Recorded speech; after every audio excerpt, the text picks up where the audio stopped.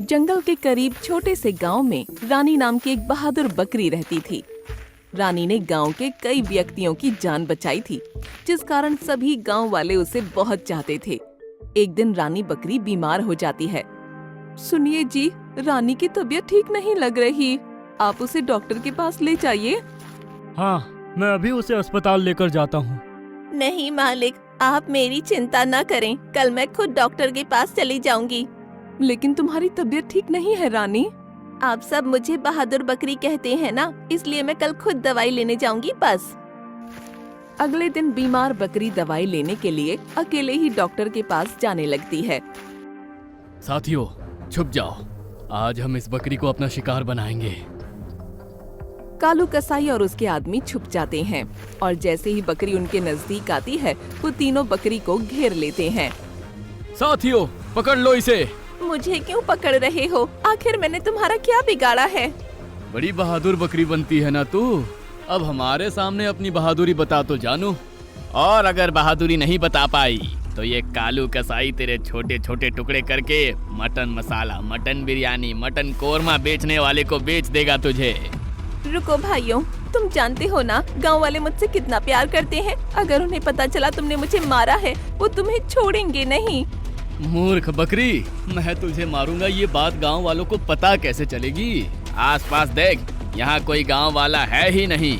यहाँ सिर्फ हम ही हैं जो आज तेरा खेल खत्म कर देंगे। तुम मुझे कभी नहीं मार सकते। मुझे मारना तो दूर की बात है, तुम लोग मुझे पकड़ भी नहीं सकते। ये बात है। साथियों, पकड़ लो इसे। जैसे ही कसाई उसे पकड़ने लगता है, बकरी वहाँ से भागने लगती है। आजा, आजा कसाई, मुझे पकड़ के बता। कसाई और उसके आदमी बकरी को पकड़ नहीं पाते हैं, इसलिए गुस्सा होकर तेज रफ्तार से बकरी के पीछे भागते हैं, मगर गलती से तीनों एक गड्ढे में गिर जाते हैं।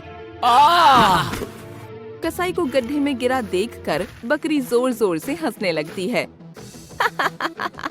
क्यों कसाई, गड्ढे में गिरकर आया मजा कि नहीं? मेरा मजाक उड़ा रही है? पीछे मुड़कर देख, तेरी मौत खड़ी है। बकरी जैसे ही पीछे मुड़कर देखती है तो वहाँ कसाई के और दो आदमियों ने उसे घेर लिया है। आई ला, और गुंडे आ गए।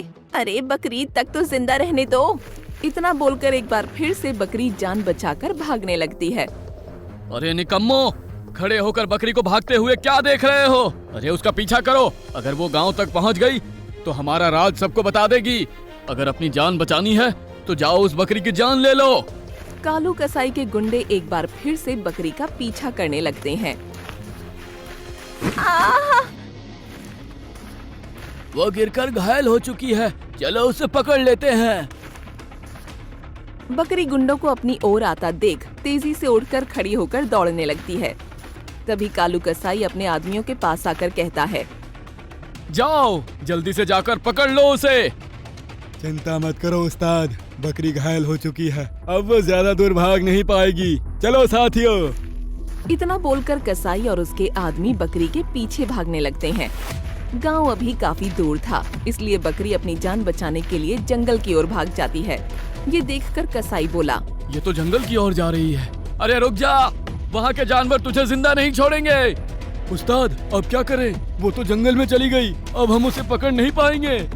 कोई बात नहीं, अब ये नहीं तो किसी और बकरी को अपना शिकार बनाएंगे। चलो।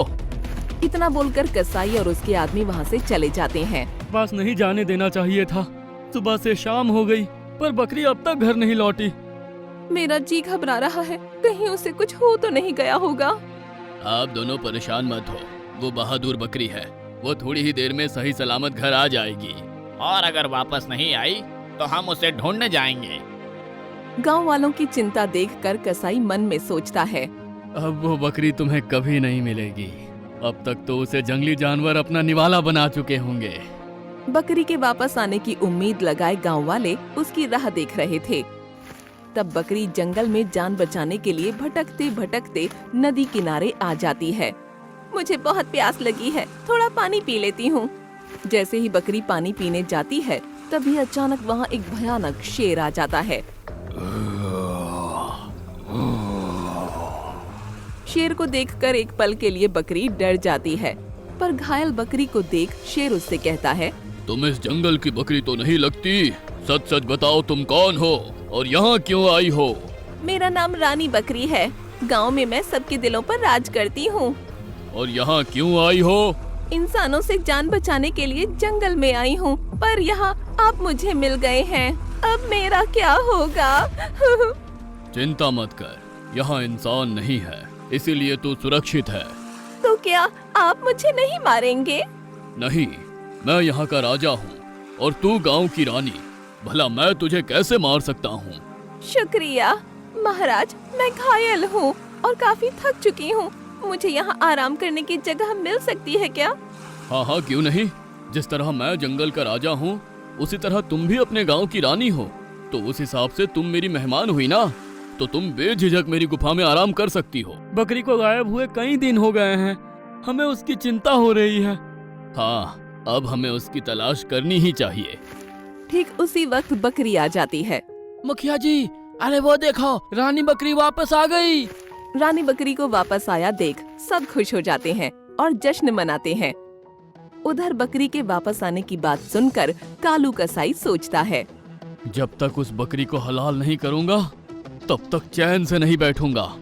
कालू भाई, सुना है बकरी जंगल से जिंदा वापस आ गई है। हाँ, वो शेर के पंजे से तो बच सकती है, मगर मेरे छुरे से वो नहीं बच सकती। आज रात को ही हम उसका काम तमाम कर देंगे।